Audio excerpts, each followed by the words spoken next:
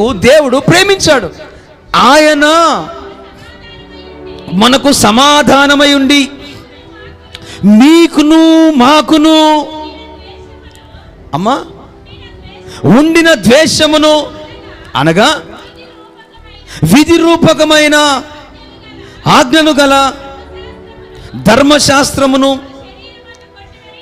తన శరీరమందు కొట్టివేయబడము చేత మధ్య గోడను పడగొట్టి తన ఉభయులను ఏకము చేయడానికి అనగా ఎందుకు ఆయన మనల్ని ప్రేమించాడంటే ఆ కలువరి శిలువలో ప్రభు అయిన యేసుక్రీస్తు ఎందుకు ఆయన మనల్ని ప్రేమించాడంటే తండ్రికి మనము దగ్గరగా ఉండడానికి. దేవునికి స్తోత్రం.